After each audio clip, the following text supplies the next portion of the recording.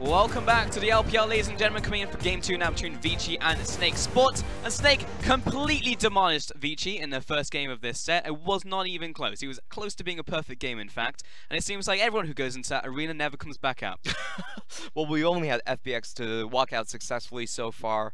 In this game, again, we're looking at, from my perspective, I feel like you kind of want to narrow down on the points. You want to focus on the map. You can just do mid and bottom and probably not go into all three pushing lanes at that point, and maybe that would be easier for Crash to control. He doesn't have to path in so hard into SofM at that point because he has two lanes that can cover him at the same time, so maybe that would be an easier solution. Well, maybe, but I mean, mid lane wasn't necessarily a pushing lane or have priority, right? Like Azir into Ryze typically matchup. Azir into Ryze, early game, Azir does kind of outpush, and then it's like later in the mid game, level 6, level 7, when you see the Ryze kind of start to outpush that in terms of that situation. I feel like the big problem with there is SofM actually read Crash's pathing too well and was able to catch him out. And if that does happen, then of course the Ryze does get the better end of that deal because he has the point and click stun. I mean, the theory's there, right? But in reality, it's Easyhoon in mid lane. You know he's going to farm up and he's probably not going to be able to follow. Whereas you have SofM and you know mid lane, Guoguo's going to follow. He wants his highlight reel. He's going to get in there and try and get those kills. So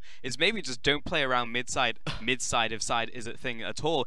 You just don't even go there. Like, maybe, as you were saying during the break, go bot lane. Maybe they can make something happen. Like, if the bottom side of the map for Snake is potentially the weak point, maybe try and exploit it. And I just wanted to mention that there's very different styles from playing like covering lanes and rather just setting up like a vision that can be contested. A lot of times I feel like teams do go for luxury vision where they try to push the vision so far in. They want to spot out where SofM is, but they die because of that. And in these types of scenarios against when you have your pushing lanes yourself, all you have to do is really just set up cover for them and let them continue to push. You don't necessarily need to go very deep into the river or go into the enemy jungle to prevent to really spot out SofM.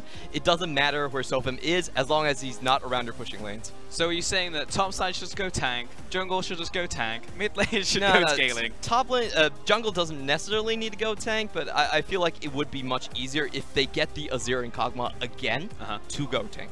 Yeah. Because you already have the damage on the composition. You don't really need 3 pushing lanes at that point, so.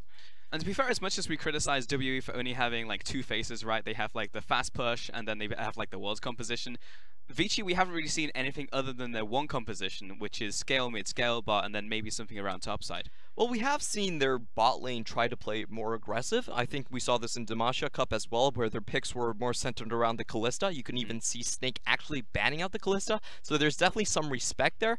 But the question that's always been lingering around for Vici is, how does this actually fit with Easyhoon? And eventually they're going to have to make a decision where it's like, okay, we're going to go all scaling with Easyhoon, which is this decision I feel like they've made currently, or they want to transition out of that.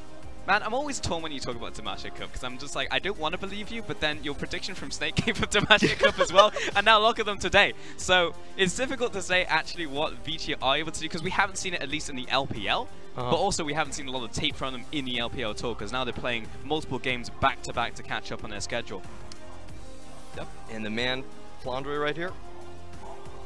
Yeah, he definitely won his lane, but it was very much off of the pressure coming out from SofM, and I don't exactly know, maybe you can answer this for me, Clement, how they deal with the jungle pressure. If Crash is consistently going to be losing the jungle on the top side, the bottom side, if he just hides in this jungle and just goes farm.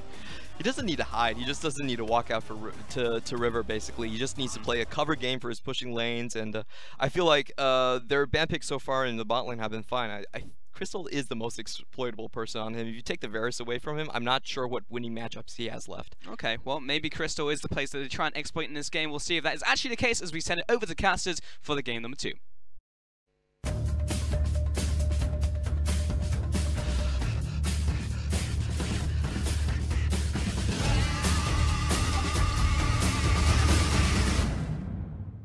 Thank you, Pulse. We will find out that's a place that they can, you know, exploit there, because Crystal, he looked okay in that match, was still being the hyper-aggressive man that we normally see he is on Snake. Yeah, I mean, there were still the same tendencies from Crystal when he randomly just used his E to go forwards and had to heal and try and get away with his life. Not too sure why he did that. I'm not even sure Crystal was sure why he did that. And again, that's just a thing that Snake's AD carry will tend to do here and there. And I do think that if you are going to exploit any lane, whilst Vici's bottom lane is touted to be the weakness as the 2v2 goes, I wouldn't say that Snake's is known as a strength. by any means. I would say that Snake have been proven to excel at the team fighting above all else. They pick champions like Vayne for Crystal, who isn't the laning extraordinaire, but what I would expect to see from them again. Yes, there was a Varus ban in game number 1 by Vici. Snake now being on the blue side, there's a chance that they can pick the Varus if Vici don't look at it again. I mean, even when we go back all the way to Season 6, back when we had lane swaps as a very prevalent meta, Snake were the lane swapping team. They wanted to avoid laning phase all the time. So it makes sense that they are the team fight based team. They don't really like to be in these prolonged laning phase, but SofM's been stepping up quite well in the jungle. So we'll have to see if he's able to, you know, continue getting these picks that we saw him get against Crash last game. But that's the difference, right? Snake are okay with laning as long as they have control of the lanes. And I mean, Varus, as an example, is one of those champions that can do exactly that. You need wave clear from your characters, whatever they're going to be, to allow SofM to be aggressive, to go forwards, and to do so successfully. Game number 1 was a huge success because Guoguo was there almost instantaneously to support them and get the first kill. Well, heading into game number 2, SofM will be picking up Jarvan heading into the jungle. Their bans were Zoe, Kalista, as well as Sejuani. Beside of Vici, Camille, Gangplank, and Vladimir. 3 top lane bans towards Flandre. Lots of focus towards Flandre. 1 extra than game number 1 this time as well. Still the Kalista will be gone. Still the Zoe needs to be gone. But there are mid laners everywhere. You've got your Azirs, your Malzahars, anything you could want as a mid laner. The Ryze is still there for Guoguo as well. And I'm surprised that Easyhoon is committing to this Azir when there is the Ryze. Which is going to be picking up with the Kog'Maw for Martin once again. So still very similar team compositions coming out from Vici. Snake could go for an Ornn Braum rotation here. Deny that pick from Caveman. Yeah, they could go on and actually flex that to the support role as well. You're right. But again, I would prioritize firstly your mid laner. And then if you want to flex with the Ornn, that is a very valid 3rd pick for them. In the draft, I would almost want the AD carry here. I'd probably go for the Varus. I mean, Clement was saying on the desk that Crystal's only winning matchup right now is that Varus. So it makes sense for Ezreal Snake. is still there as well if they want to go for the Ezreal. Nullify the lane once again. Yeah, Ezreal with Braum. Or this. I mean, that was the support. I don't know why I said Braum. They pick up Hudie's champion. Just, you know, the champion that keeps Crystal relaxed and calm. Make sure he doesn't do anything too crazy. Keeps the lane feng shui. Vici will lock in Kha'Zix as their jungler of choice for Crash. So we're going to get another Jarvan against Kha'Zix matchup. No Lee Sin though. No Sejuani. Of course, Sejuani is banned by Snake as they prioritize the Jarvan. So very clear-cut strategy for the jungle role of Snake Esports. Whereas on the side of Vici, by going towards the Kha'Zix, mashing the early pressure just as much as the Lee Sin would. Seemingly with a more guaranteed escape tool, and especially at level 6, having the invisibility running around everywhere, just to get a bit more assumed control of his own jungle at the very least. First ban coming out from Vici is the Ezreal. Could be followed up with a Varus ban here targeted towards Crystal once again. Ornn is the first ban that comes out from Snake. Yeah, Ezreal ban makes sense from Vici here, knowing what happened in game number 1, that, I mean, they just couldn't win the lane. They couldn't kill him. He was always going to survive, especially with the Tahm Kench there. So perhaps they bottleneck Snake's AD carry into something different. So I like these bans, and maybe the Caitlyn is something that we'll see from Crystal as a result. Potentially. Final ban coming out from Snake. Top lane is more support. What is left for Vici? They ban out Nah, so throwing 2 bans towards Meow. Gangplank, Vladimir, Camille, Ornn, and Nah all completely removed off the Rift right now as well. Flandre, he could play anything. Jace is still a very strong top laner as well. Needs to be thought about if Meow wants to play something like the Maokai, which would be very fun. Maokai is still there. Jace is there as well. Braum is the pickup for Vici first, though. Goes well with the Kog'Maw matchup. Actually, the correct move from Vici here. They don't show their top laner. They don't show the champion they'll be picking up there so that Flandre has a counter. They make sure that they're last picking for Meow. He could pick a tank if it works in the matchup. He could pick aggressively if Flandre picks something abstract. And Crystal, not just a hover anymore, is it? No, he's played 3 games with the champion. Would not be surprised if he picks up a 4th, and it is a 4th for Snake Esports. 100% win rate, I believe, as well on the Vayne. Has looked outstanding, but it's also the team working around him that allows him to look as such. but with double relic shields, with the ability to hide your lane, it feels like we've got our own LPL version of Teddy now. Final pick coming out from Top Snake. Ryze. Top lane Ryze is going to be the pick for Flandre as Cassiopeia gets picked up for Guoguo. And now, of course, your standard Sona top lane, now Janna top lane, is the counter pick to that Ryze. Janna mid lane.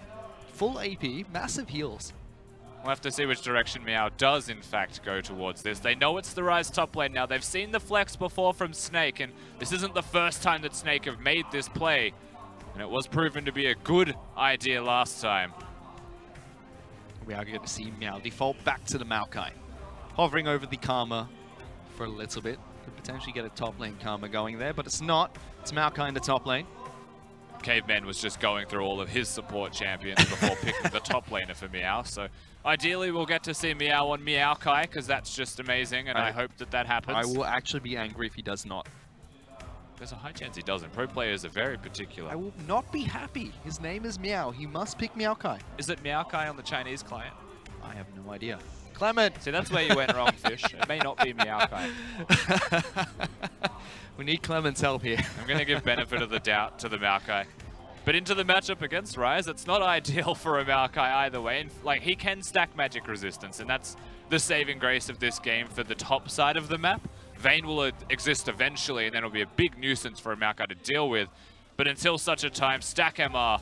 But for the side of the Ryze, for the side of Snake, Abyssal Mask as a first item pickup for him still gives damage to the top laner and actually helps with his mid-game skirmishes. So I do still feel that cause for concern if you were Vici gaming at the 1 item mark. But before that point, Crash could very easily go top lane, could very easily get the Kha'Zix up there and pick apart that Ryze. Especially with the point and click stun that comes out from Maokai. The leap that Kha'Zix has heading into the top lane.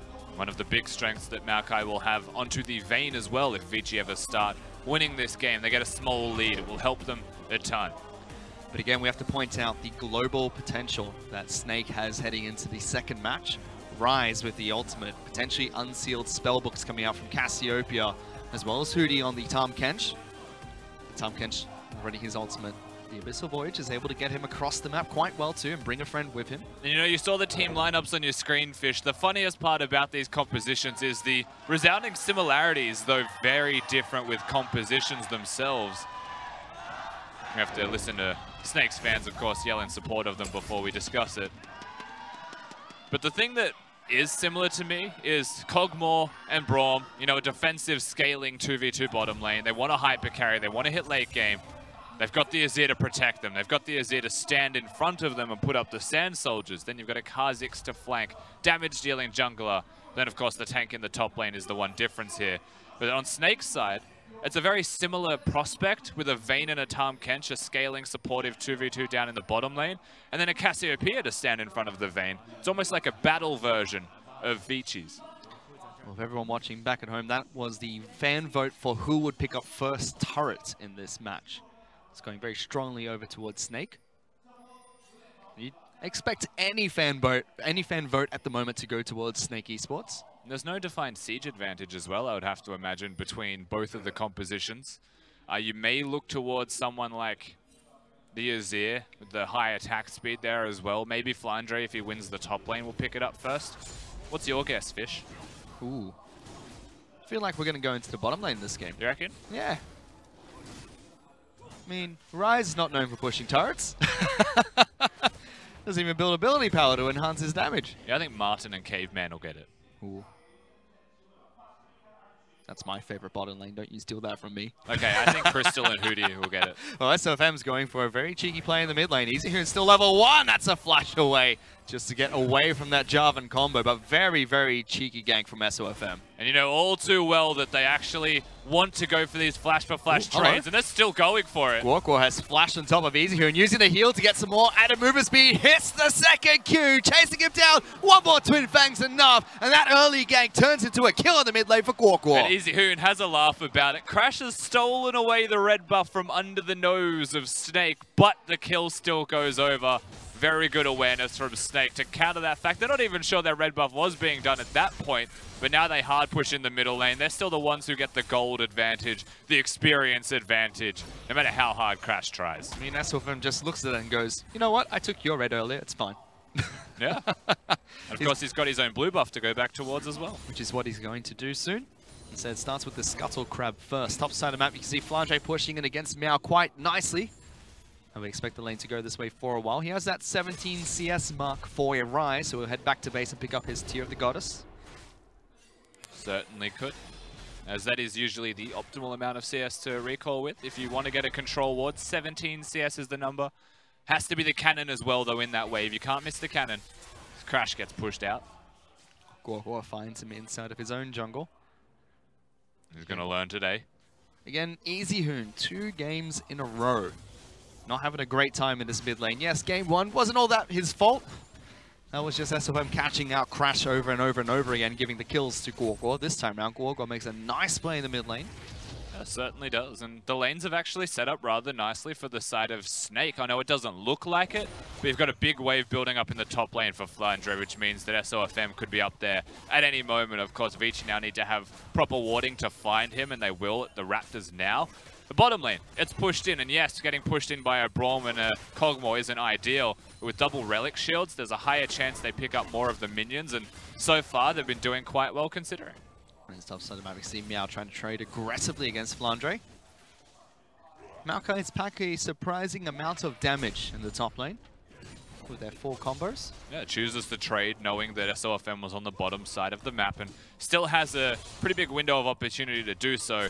But his jungle is not going to be able to assist either, so it is just the raw one-on-one that we're going to be seeing up there. We're going to get quite a few unsealed spellbooks in this game as well. 3 for the side of Snake Esports and 1 being picked up by Martin in the bottom lane for Vici. Yeah, this time around, Hudie does have his AD carry picking it up alongside him. A hyper carry, of course, the reason for that. Vayne's able to lock that one up, and if he's losing lane, doesn't matter too much when you can teleport back in. And we're starting to see more and more, like, if Minion Dematerializer is the mid lane version of Relic Shields, but there's already Relic Shields in the bottom lane, Unsealed Spellbook is like that extra added feature now that if they have it and you don't, feels really bad. So if there's a Kog'Maw on the enemy team, chances are that he's going to have an Unsealed Spellbook. Yeah. If you don't have one, suddenly the Kog'Maw has tempo of the map or control of the lane. You're like, that doesn't make any sense. We pushed him out. If he's losing, he teleports back in, and it's even. If he's winning, he teleports back in. Now you're losing even more. Exactly. So if you see someone like a Kog'Maw now, you have to run Unsealed Spellbook, and you have to have teleport unless you kill them.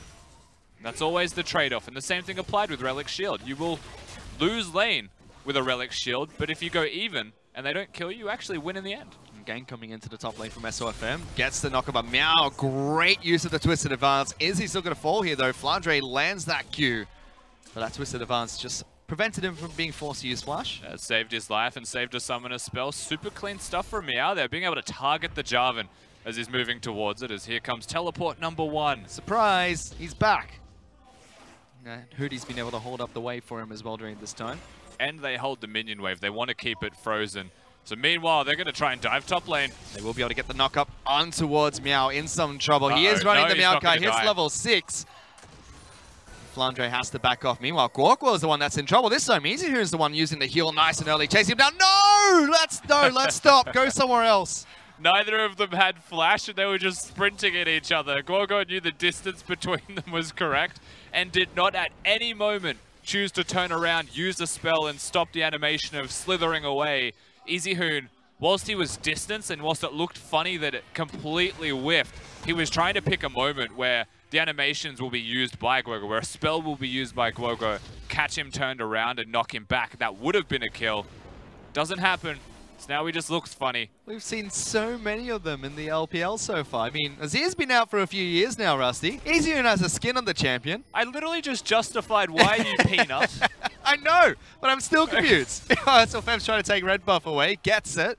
Thanks, Crash, for the leash. As Flandre trying to collapse on towards him, pops the ultimate. Is he going to take it? Gets behind Crash, looking for it. Locks him down. Oh, stopwatch is there. Flandre still trying to stick around, but is not going to be able to tank up that turret. Flandre really wanted that. He stayed for an extra 2 tower shots to even look for an opportunity to do so, but doesn't get the kill. However, they push Crash out. They get the stopwatch out of him as well super early. It's even just sold it after using it. So success. This Hudie takes quite a bit of damage from Martin in the bottom lane. That was a nice door placed up actually by Caveman. Stops the condemn, I believe, or yeah, was he the one being condemned? It stopped the condemn and the 3-hit passive going on to Martin, which would have equalized the trade. Nicely done. SofM goes straight back towards his own red buff. Will be able to pick it up for himself. And Easyhoon now makes his way over towards blue, donated over by Crash. So, fairly even in this game. Just the first blood being picked up by Guoguo, but Easyhoon's almost neutralized that with the CS lead he's picked up. He's been doing very well in the lane for himself. Getting this blue buff as well will start to mean a great deal for lane pressure and lane control. You're hoping to see Guoguo get his own soon. But SofM doesn't really have that as the #1 priority because the Raptor camp is alive. So he's going to go over there first and going to lock down the Raptors. Just means that their blue buffs are mistimed as to when they hit power points. So Easyhoon has current control, which means Crash has current control around mid lane if he wants. But in about a minute, when his blue buff expires and Guoguo has his own, the tides turn. And that's where Guoguo is heading over towards now, picking up his own blue buff. Both top laner as well as mid laner for Snake Esports are going to be stacking up their tier nice and early. Crash making his way in towards SofM's jungle. Not going to be spotted out by that ward just yet. Now he will be. And of course just wants to take the ward down. He's level 6. He's moving around with his ultimate evolved. Snake are hyper aware of that as he's just cleared a ward and they backed away from their structures. SofM's also invisible on the map, but they still want to make the play. Vici want it. No teleport available for Flandre, means he can't jump down here. Meow's been able to get into the bottom lane. Crystal flashes very early away from the Maokai. However, this gives Vici the chance to take first turret in the bottom lane. I would imagine that Crystal could have ultimate tumbled to turn invisible. I wasn't sure if that was on cooldown or not, but it seems like it was available. Chooses to flash instead, chooses to walk away, and he's also swapped his teleport back to heal. So he knows what the state of the game is down there in the bottom lane. Great moves by Vici. Oh, great miasma coming out from Guoguo. Locks down Easyhoon. He can't Shurima shuffle his way out of there. Lives with a sliver of health and gets SofM into the mid lane. However, Vici pushed through. They take down bottom lane in a turret. The cost is very high for the side of Snake. They actually choose to go for the engaged mid lane simply because SofM was on the other side of the map. And the bottom lane was just losing more and more. Great teleport from Meow. Great play from the side of Vici to secure 2 structures. And as we mentioned at the start of the game, Flandre not that great at pushing down turrets. He is on Ryze, stacks mana very early into the game. So although he's ranged, does not have that additional damage that you would get from ability power. Mid lane outer turret for Vici, still standing as well. And unfortunately for Vici, the thing that is going to hurt them a lot is whilst that play was great, they've actually done a whole lot of work to get the Kog'Maw ahead and to get the Kog'Maw out of lane specifically so that he can swap lanes and go for other outers. When you look at how low mid lane is, how low top lane is from what has been basically the 1v1s, a lot of pressure from SofM of course, then there is a small play that could be made by Snake which completely equalizes all of the good work that Vici have been placing down. So what Vici need to do now is continue the tempo they've just achieved. Continue to push forwards and be aggressive and utilize these opportunities.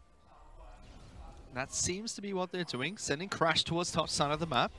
Flandre has been forced off the top lane outer turret. Vici going to try and take that one down. Meanwhile, Snake have been working on the bottom lane outer, the only turret that is not under half health at the moment.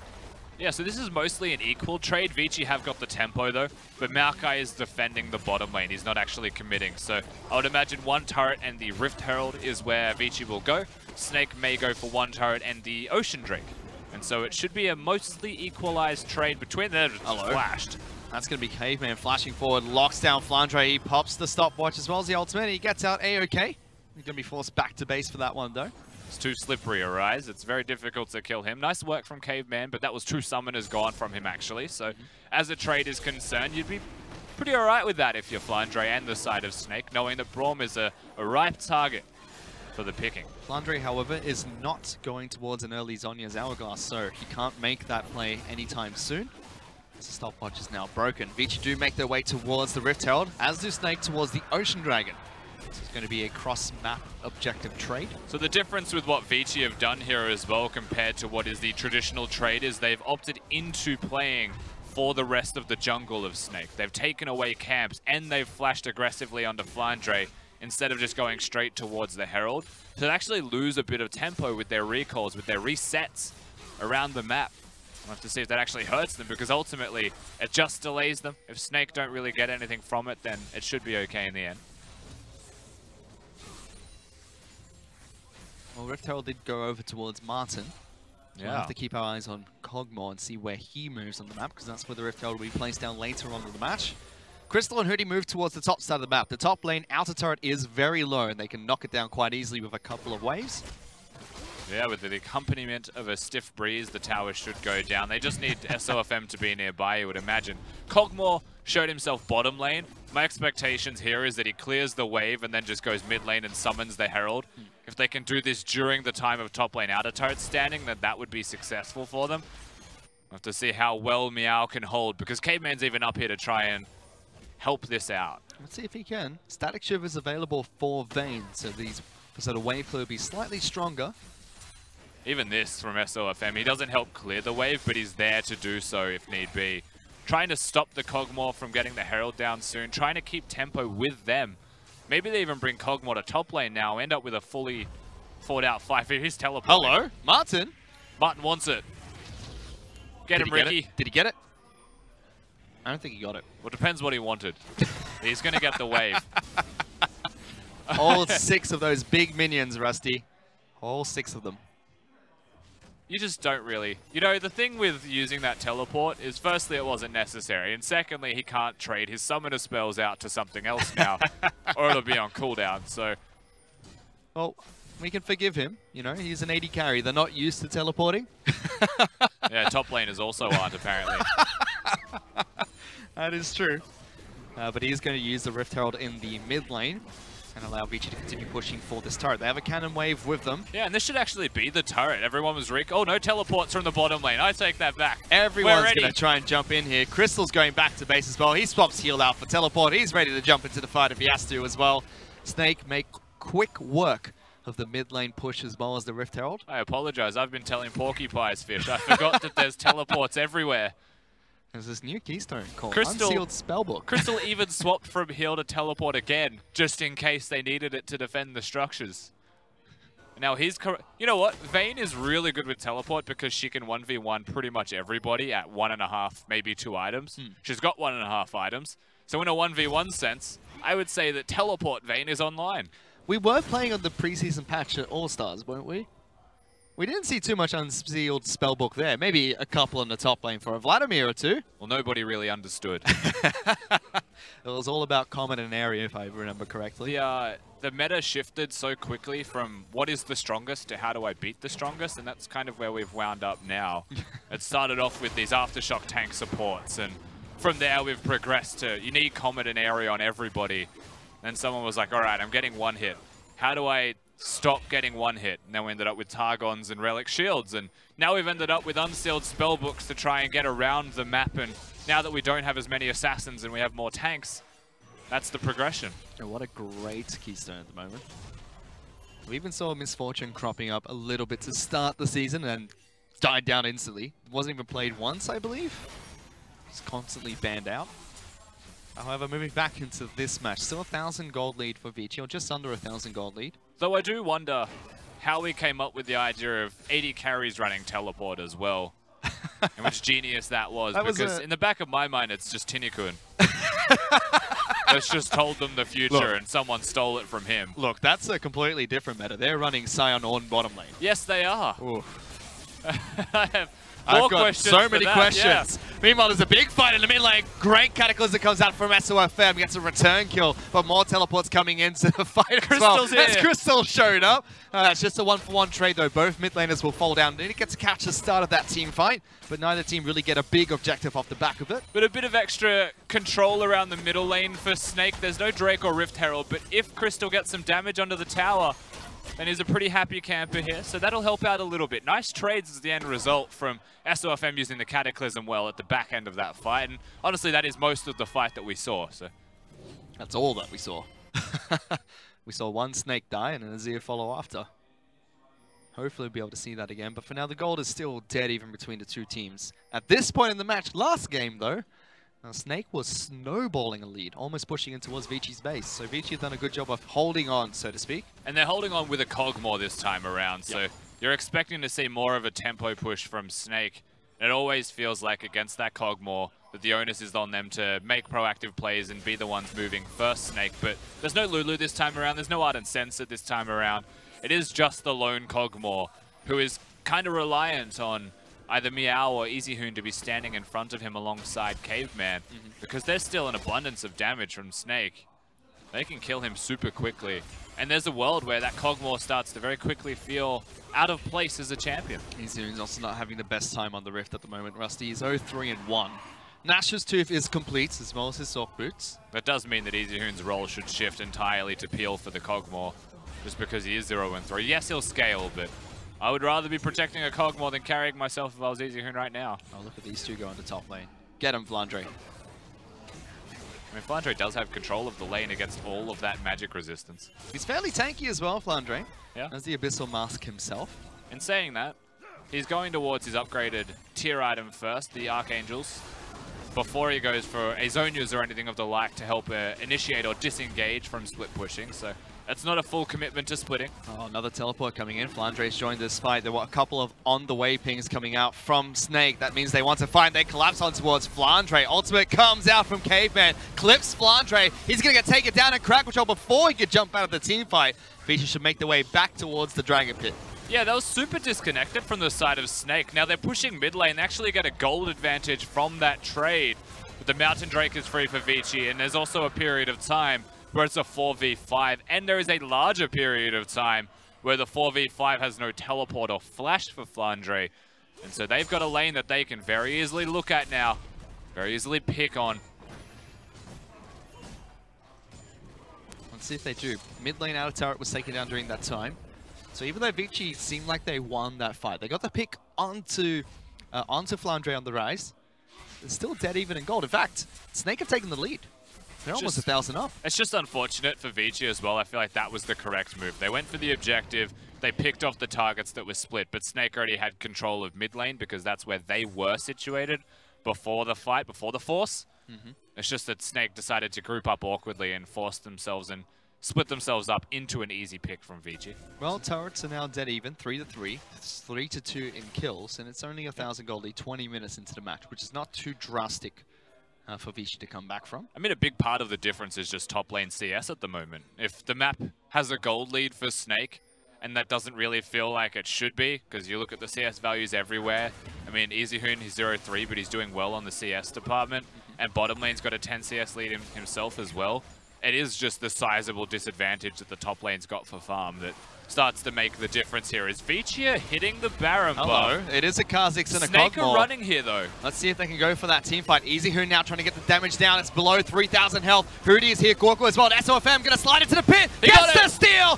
SofM takes it away from Vici and slams them into an arena. However, Vici still want to go for these fights. Crystal going to get a good condemn onto Easyhoon in the back lines. Meow trying to go forward. Petrifying Gaze coming up with Guoguo. Crystal going to clean it up. Pops the Petrifying Gaze. Make sure he keeps on going forward. And Meow is forced to run away. That's a triple kill will come out for Crystal. Even the Zonias at the end used by Crystal just to look cool and golden after the team fight subsides. Kog'Maw, hello. He's going to try and live. Oh no. Flandre's found him. him. He tries to fight his way out of this one, even using the clans. Chases him down with the Acathian surprise, but Flandre just too tanky. Ace coming out from Snake Esports. Big steal from SofM. And that's all you need. Firstly, the steal is just an afterthought. Very well done from SofM, but the rest of this fight just breaks out. And firstly, they're all stuck inside the Cataclysm. Crystal sees it, and Crystal chooses to fight. Vici, they go for the Baron. You know what? I'm okay with this idea. They just felt the need to do it. Still a 50-50, however. Great steal. Classic catch. Flandre's got the first E-proc on, and then watch Crystal. This poke actually allows Flandre to hit all of them. And just as that happens, from that first E inside the Cataclysm that a Jarvan has placed down for him, everybody takes about 400 damage and sets up Crystal to hit it all home. And then Golden. He just wants to be gold. I don't really know why he did it. I guess he was selling it. I don't know, he just wanted to be gold. Celebration. If this was a football match, that'd be a yellow card there. But Party stopwatch. Crystal's going to be pushing down the mid lane now. With that Baron buff available, Snake have propelled themselves to 5,000 gold ahead of Vici. I don't feel like they needed to make that play there, Rusty. They were close, but outsmarted by SofM. Yeah, I mean, again, I liked the idea from Vici trying to sneak it. The second that Snake were aware that it was being done, you would say that it was a mistake from Vici to commit to it and finish it. But in my eyes, they just believed they could do it before they got there, before Jarvan got through. And Jarvan also is able to flag direct through a Maokai ultimate, just because Jarvan pretty much rules the world when it comes to priority and spell usage. I believe we had Pulse and Ryze checking that one. The only other thing that beats it is Urgot's charge, I believe. Jarvan's, and Jace's knockback. And Jace's knockback. I'm pretty sure Jace's knockback has like the highest priority to ever exist. I've watched in the LPL a Jarvan flag drag, and at the end of the drag, just gets pulled back by the JC. Like the biggest no button you've ever seen. That's how high priority Jace is. Meanwhile, back in this game, we see 7,000 gold is the lead that Snake have acquired. They still have a bit of Baron buff to work with as well. Only the bottom lane inner turret is left standing outside of Vici's base. And suddenly by having the Baron, not just the teamfight victory, this is where SofM is the quiet MVP of this set. He gives the opportunity for teams to siege now, to take down structures. And with that, the gold lead will stretch as they go bottom. Oh, no, they don't. No, they don't. Easyhoon says, you stay here. It's a pump fake. They try to get the collapse onto Flandre, but Flandre has kept them inside the arena that SofM created. Takes down Martin, the hyper carry from Vici Gaming. And Crystal and Hudie say, you know what, we couldn't get down there originally, but now we're going to keep you there. Now you're stuck there. Flandre has the teleport as well. He's going to use it for top lane, so they don't choose to commit to a dive bottom. They calm down, they show some respect. They're going to poke mid lane, and then they'll probably transition from mid to top straight away and continue that pressure. Easyhoon dives in on top of Crystal, doesn't get enough damage on towards the Vayne. Flandre slowly chips away at this turret. Ryze does not do too much damage to these structures, but he's going to try his hardest. They're just pulling them around the map, Fish. They're dancing, Snake. The fancy feet will still secure objectives though, and they will poke other towers down too low. I would advise that they recall buy items for the free Drake to enable them further as they try and siege. Which they're going to do. They're able to take down all the outer turrets in the match, as well as get some good damage on top lane and mid lane inhibitor. Yes, they will heal some health over time, but it's very minimal healing coming out from those turrets. Certainly true. Next best thing after the Mountain Drake, I would actually assume is going to be mid lane priority. For the side of Snake as well. Flandre's wave clear is obnoxious. In fact, they're just going to Tahm, Kench ult bottom and Ryze ult. They're all coming. They're all trying to get right behind Martin and Caveman. They're stuck. Teleport is going to be coming in for Vici as well, trying to save their bottom lane carries. Martin says he's going to try and put up a fight. Maokai in the back lines trying to keep Guoguo and SofM occupied. Still keeping on to this fight. Good damage onto Snake's AD carry as well as their top laner. SofM locks Maokai inside the pit. Easyhoon taking damage from Crystal. He's stepping really far forward, keeping them inside this choke point. There's nowhere for Meow to go. Stuck on top of the miasma. Big flash over the wall to get back to safety though.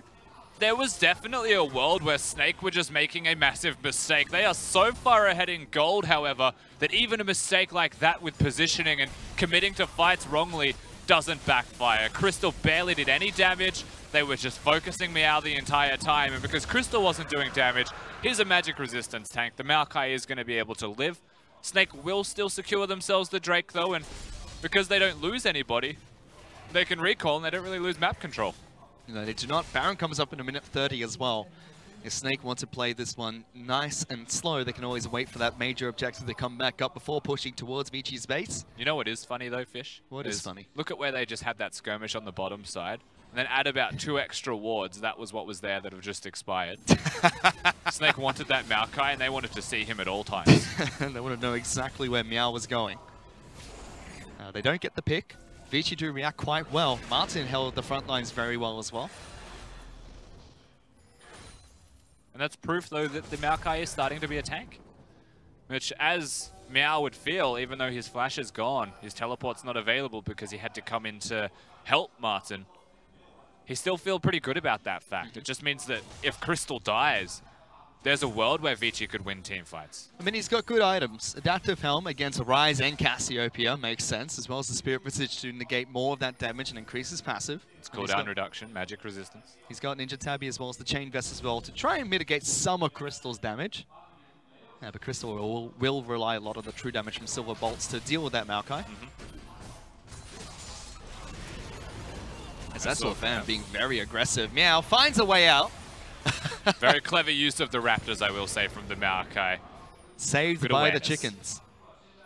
Snake will continue pushing for this one. Baron comes up in 5 seconds. They should just Ryze ult to the Baron pit, I think, as well. Look for a poke around the mid lane, maybe force Vici into their base. Maybe just forget about Crystal and just go into the Baron pit and do it without your AD carry as well. That also works. Which is what they're doing right now. They've already got it down very low. Easyhoon trying to poke them off this one. Snake peel off. They decide not to give it over towards Vici without, because that's what Crash tries to go back in. He wants to try and take this one. SofM's there. It's slow, taken away by Crash. But is that enough to save the game for Vici? They're going to go on full-blown retreat. Flandre trying to collapse on towards the rest of the lineup, but that's enough. That saved the game for now. That was really big from Crash, actually. Being able to pick that one up. Him and Easyhoon actually working in unison. Able to damage the Baron buff and lock it down before Snake disengaged. Keeping it at low health and really confusing the Snake lineup, who they wanted to turn and fight, and then suddenly they couldn't. What Vici presented them with 2 opportunities this time instead of 1. The mistake there, though, lies with Snake, and whether it was Crystal or whether it was the rest of the team, one of them was missing from that 5-man unit to do damage inside the pit. And if the Baron had 2,000 health left, I can only imagine that a Vayne can provide that in 4 seconds. So, oops. Unfortunately for Crystal, he's not there. He's left running over. Crash was already there, however. He was there super early, and they do choose to disengage. I think the correct move from Snake, let's not make it a 50-50. Then Easyhoon said, no, we're making this a 50-50 because we're losing. Crash even dodges the Cassiopeia ultimate, doesn't get stunned. So well done from the Koreans of the Vici roster. Brilliant move coming out from Crash there. But moving back to the game, Meow in some trouble. Crystal is able to take him down on the bottom side of the map. Nowhere to go, caught out of position. So suddenly the 4v5. They have Baron. It is still a 4v5. Crystal has no Ghost anymore, as he also swapped to that. Martin's not here. He's forced to recall, head back to the fountain. We'll get the enchanted movement speed as SofM in the back lines on top of Easyhoon. He has to Shurima shuffle out. Hudie's going to save their jungler. However, Snake get good damage on this turret, and it starts a full-blown team fight. Snake try to charge forward. Good slows coming out from Vici to stop them from doing so. They don't have their tank for another 16 seconds. Flandre trying to get to the back lines, getting good damage on towards this inhibitor. Caveman looking to try and lock people down. Flandre still getting damage as Crystal now steps back up to finish the inhibitor. Vici just watch helplessly as one part of their base collapses. Easyhoon has hit 30 minutes. Martin has hit 30 minutes. It's an Azir and a Kog'Maw, and they just have so much presence that Snake's best way of getting into that structure, and I really did like the way they did it, was throwing Jarvan into the fight, trying to force the carries to not do damage by presenting them with a Cataclysm.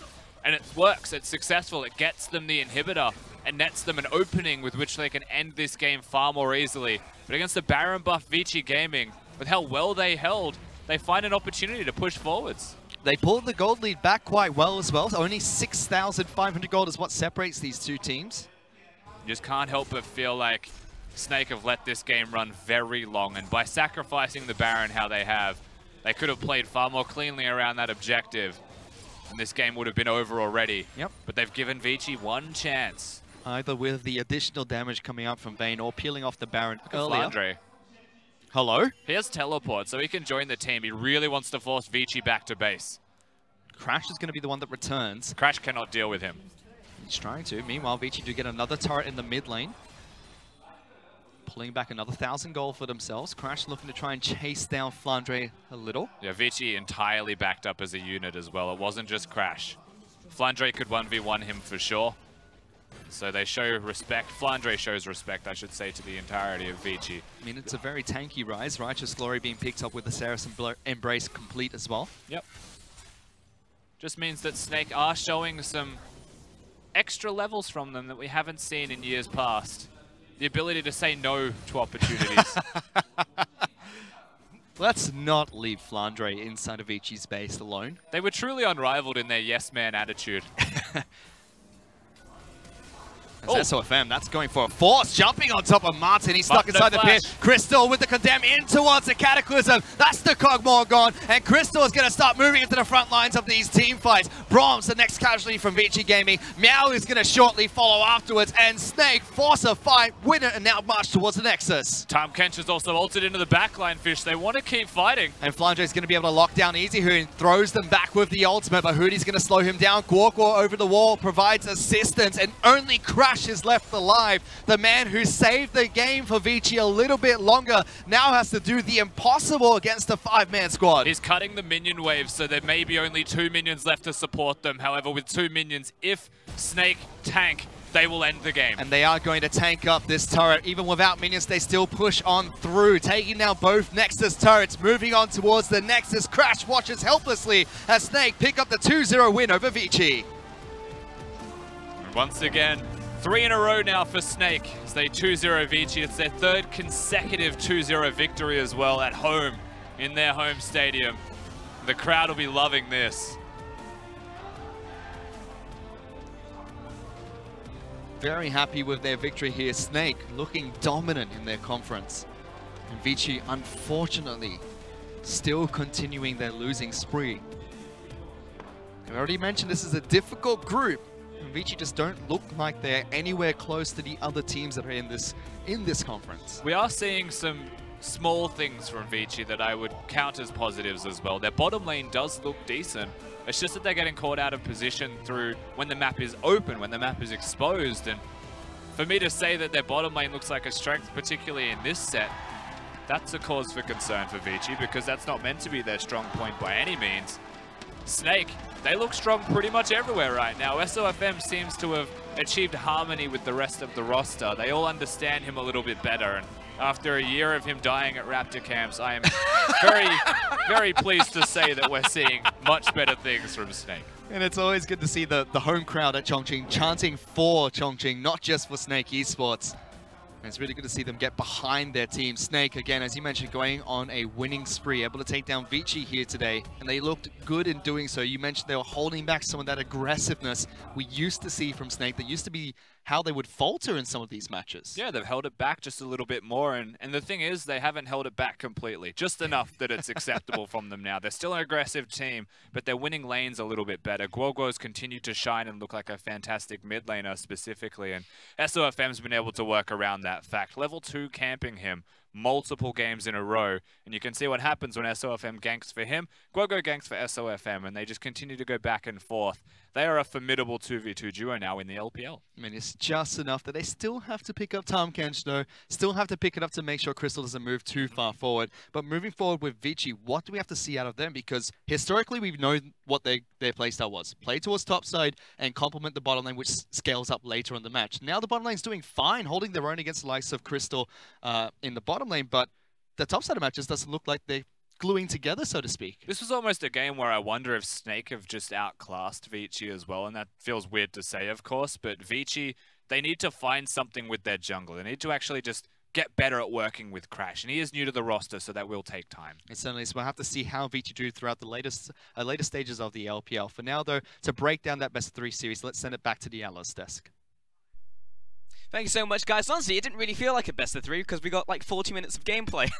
We didn't see really a whole lot. But to be honest, it wasn't all bad from Vici, Clement, because I know that you were saying you were actually pretty happy with how the draft went going from game 1 to game 2 in terms of their adaptations. Yeah, I felt like Vici is a team that has a very good blueprint on how they want to win the game, double scaling compositions. You don't need to win the top lane if you have a Kog'Maw and Azir. And if those lanes go well, they can carry you. So they went for the tank in the top lane, and I think that was a good move. But what really started to fall apart was their in-game execution. I felt like that was a huge problem. Their level 1 was pretty atrocious. They did a 5-man stack in the top lane. They didn't manage to catch anyone, and then they looped back to their own blue side. So at this point, Snake actually had vision of both sides of their jungle, and because Martin and Caveman had to leash for Crash, that actually made them slow to lane. And when Crash was trying to get to Snake's red buff, that meant he was going against 2 pushing lanes from Snake, and he got collapsed upon, and Easyhoon had to pay the price from there. Yeah, it was really unfortunate how it played out. But following that, they tried to make the right move once again. They tried to exploit the bottom side, and they actually started to win a couple of fights, except then it all kind of went wrong. Yeah, so I feel like Crystal's Vayne wins don't really have much to do with him, to be absolutely honest. He has been picking them a lot into Kog'Maw, and you can see that lane does not go well for Vayne. He got pushed in very early on, and I feel like there was a gleaming moment of hope for Vici Gaming. When they went 4-man bottom, they took up the first turret, and then they went top. So at this point in the game, they got a 2-for-1 turret trade, which was pretty easy. They got one bot, they got one top, and then they got the Herald, so everything was good on that part. But what really fell apart and what really worries me about Vici is they then followed up with 2 very, very bad plays.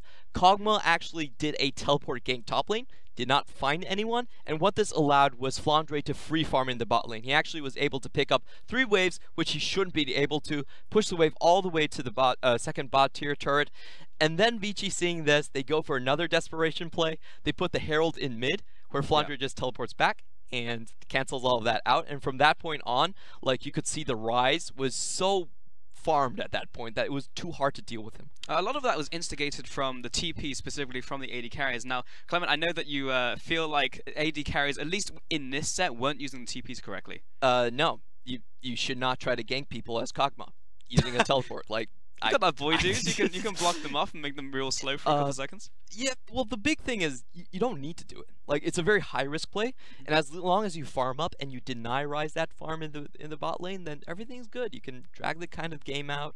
How's that contrary to what we've already seen though? Because we have seen good teleport plays. In fact, the first time we saw it, when WE brought it out, it was very good because it was used in the fast push sense. Yeah, I feel like you try to get tempo on the map, and the way you do that is you go to a pushing lane. You already have one of these lanes pushed out, and when the enemy tries to, you know, they see you back out and they don't leave a person to clear up the wave immediately, then you can teleport straight back and you have the minion wave there and you can continue your push. So a lot of times it's just catching the enemy team off guards. They think you're already back, so they can wait for the wave to come in. So it's kind of like keeping your slow push alive. That's, I think, the correct sense you should use your teleports, but not for Kog'Maw ganks. Like, Kog'Maw ganks is totally unnecessary. Do you feel like there's a lot of unnecessary steps that Vici are trying to put in there to get to the intended destination?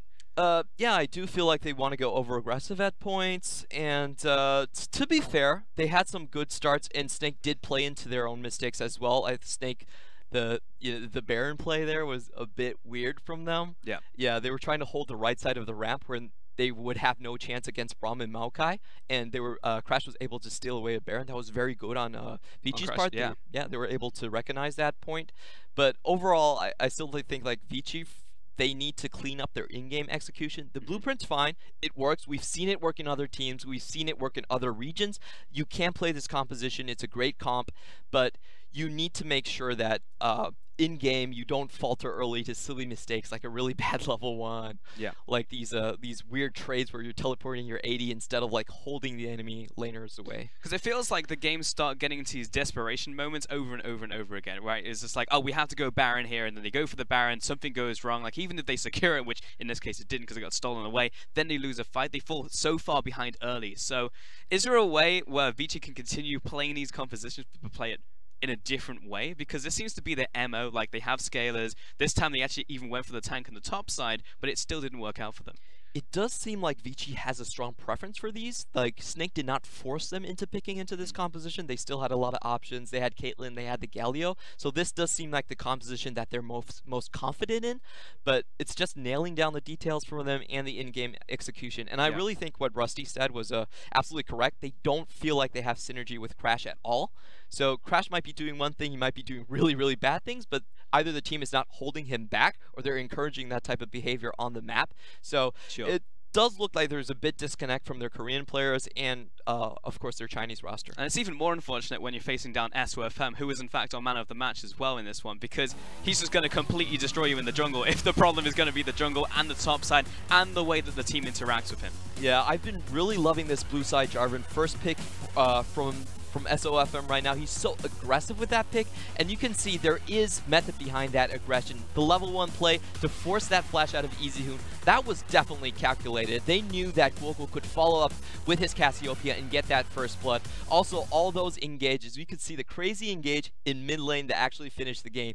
Hops right on in, flash R, and then into the Vayne condemn, and then on the backside of that, Guoguo shows up with the Ryze combo. So I just feel like if you're going against Snake, you definitely have to ban the Ryze out. I didn't understand. One thing I didn't understand about Vici's draft is why they banned the Gangplank. They can play Fiora into it. They're actually good against it. Yeah. And like, I think Ryze should have been like the much more high priority ban. But that being said, like, you did say that they really wanted to tank topside, so maybe they kind of tunneled into having to do that in the first place because of the adaptation from game 1. You were going to lose that top lane, whatever you pick. Basically, that lane was just meant to lose, and it was going to be fine if your other lanes could survive. I think Ryze is just too good in too many hands on Snake. Yeah, big problems from Vici. But on the opposite side, Snake looking exceptionally good in their games, pretty much against everyone. It doesn't matter if you're at the top of the table or the bottom of the table. Snake will just beat you anyway in their venue. So fantastic stuff to see from them. Either way, it's going to take us an hour before we head into our next game, and that'll be starting at 1 AM PST because of the way that the home and away system works. No one's here yet, so we don't have any games to play, but it will be played in Shanghai in an hour. So make sure to stay with us because we will be back in an hour.